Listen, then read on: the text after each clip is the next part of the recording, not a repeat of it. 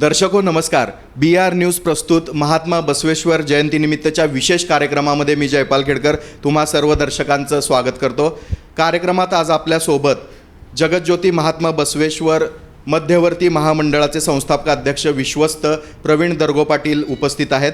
तर एकंदर 2026 आणि 27 या सालामध्ये आता महात्मा बसवेश्वरांची जी काही जयंती आहे ती सोलापुरामध्ये कशा पद्धतीनं साजरी केली जाणार आहे, कोणकोणते उपक्रम त्यामध्ये असणार आहेत आणि मिरवणूक देखील कशा पद्धतीनं निघणार आहे, ही सर्वच माहिती आपण त्यांच्याकडून आता जाणून घेऊया. तर या कार्यक्रमामध्ये प्रवीणजी आपलं मनपूर्वक स्वागत. नमस्कार.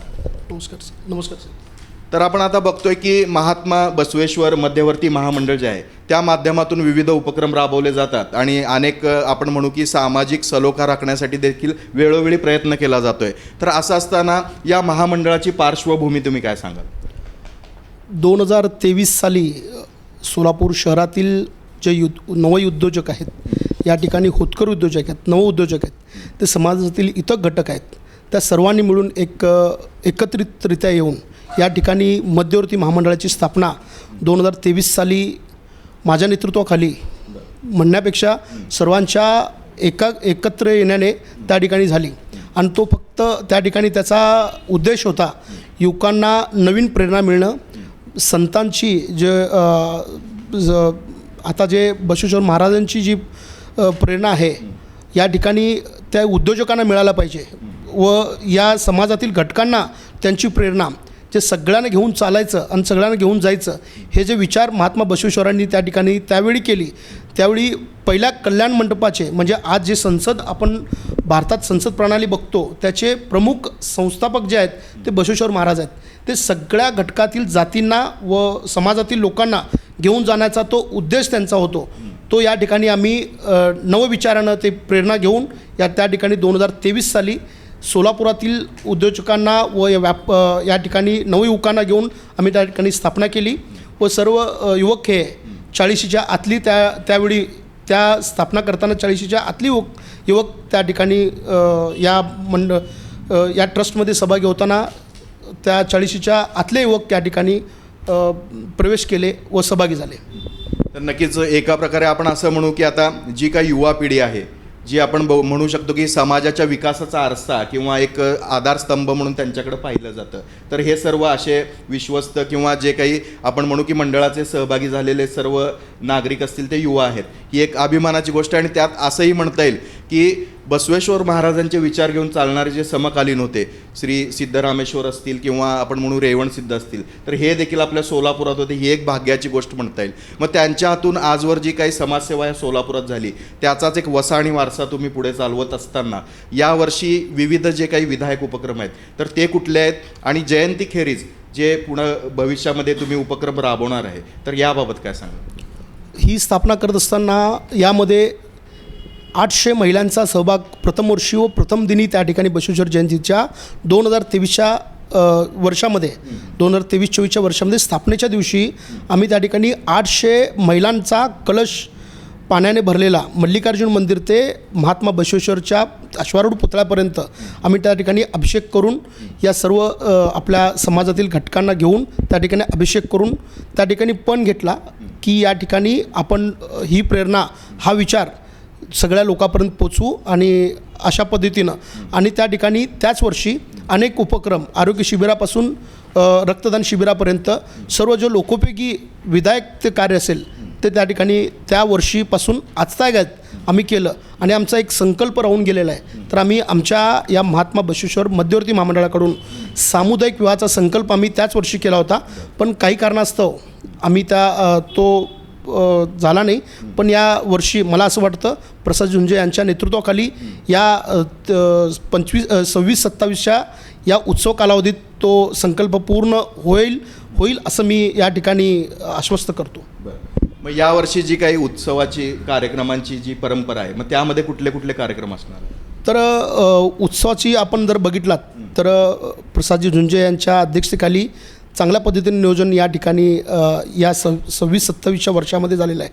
तर महामंडळातर्फे रविवारी 19 तारखेला सकाळी 10 वाजता तर ही सर्व सोलापूर शहरातील लोकांनी नोंद घ्यावी, कारण हा शिबिर आहे ते लोकांपर्यंत पोचणं पाहिजे आणि त्यांचा याचा लाभ झाला पाहिजे अशी या महामंडळाचा उद्देश आहे.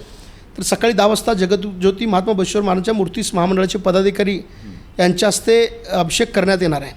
त्यानंतर सोमवारी 20 तारखेला सायंकाळी 7 वाजता गुरु नानक चौकातील कुष्ठरोग सामान्य लोकांना सगळ्यांना अक्षय तृतीयेच्या जो घरातील भोग असतो, आंबा म्हणा किंवा तो आमरस म्हणा, तो बाकी सगळ्या गोष्टीचा मुबलक असतो, पण कुष्ठरोगांना हा मिळणं म्हणजे सुवर्ण असल्यासारखं आहे. त्यामुळं चांगल्या पद्धतीने नियोजन या ठिकाणी गुरुनानक चौकातील कुष्ठरोग वसाहतीतील गरजूंना अन्नदान करण्यात येणार आहे.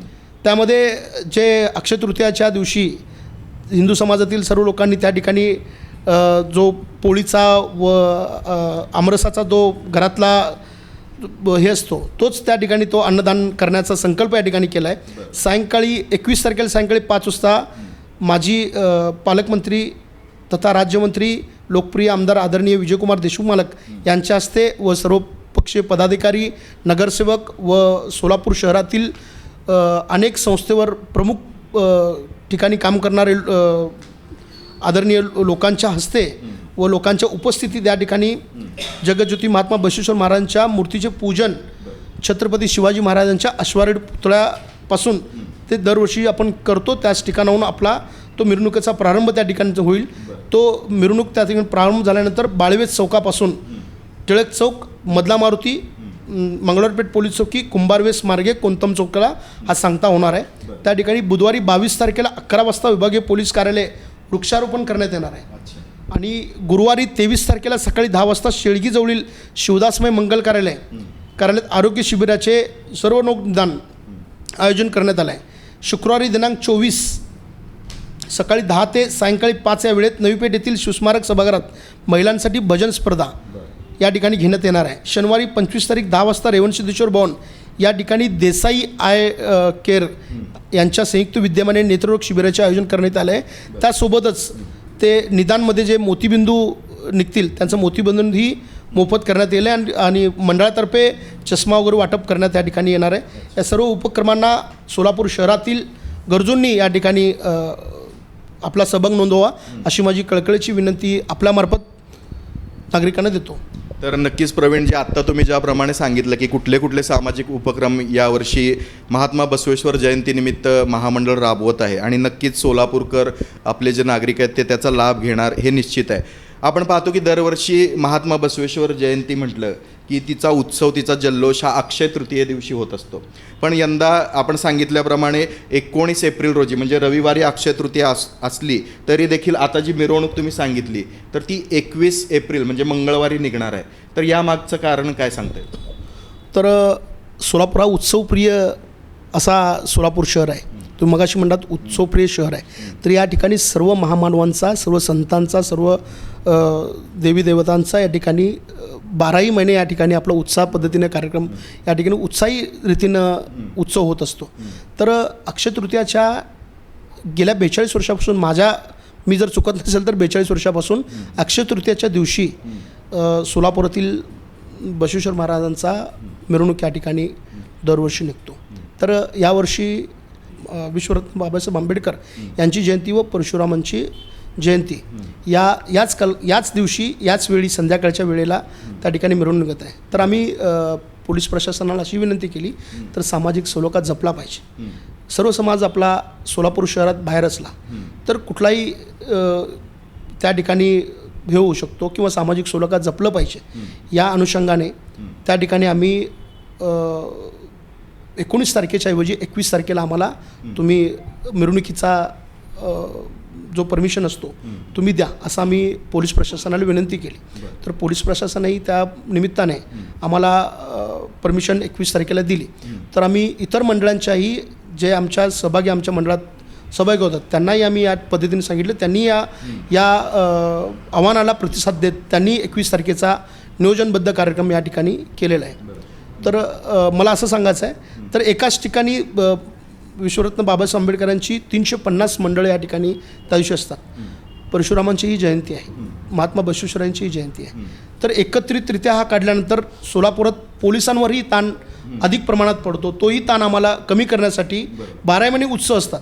त्यामध्ये हा एकाच दिवशी 3 महापुरुषांचा व महामानवांचा या ठिकाणी जर उत्सव त्या ठिकाणी आला तर त्या ठिकाणी पोलीस प्रशासनावर ताणही पडेल, तो ताणही आम्ही निवडण्यासाठी तो तारखेचा बदल आणि त्याला शोभायात्रा म्हणलं पाहिजे. मला असं मला असं वाटतं, कारण आपण महात्मा बसवेश्वरांची जयंती विधिवत पूजा आपण 19 तारखेला करतोच, तर 21 तारखेला आपण का निवडलं, तर या सर्व गोष्टीसाठी आम्ही 21 तारीख हे केलं आणि पोलीस प्रशासनाने आम्ही त्या पद्धतीने सहकार्य करू अशी आम्हाला आश्वासन केलेलं आहे. बरं, मग साधारणतः यावेळी जी शोभायात्रा आपण म्हटलात, तर जगज्योती महात्मा बसवेश्वर मध्यवर्ती महामंडळाच्या अंतर्गत किती मंडळं या शोभायात्रेमध्ये या मिरवणुकीत सामील होणार? जर दरवर्षी आपण आपल्या मंडळात सहभागी होणारे मंडळ असतात 9, तर सोलापूर शहरातील जवळपास सर्व मंडळांनी म्हणजे एकूण एक मंडळांनी या 21 तारखेला संमती दर्शवून संपूर्ण बसवभक्त व बसवेश्वर प्रेमी या ठिकाणी त्या 21 तारखेच्या मोठ्या मिरवणुकीस आम्ही सहभागी होऊ असं आश्वासित आम्हाला मंडळांनी केलेलं आहे.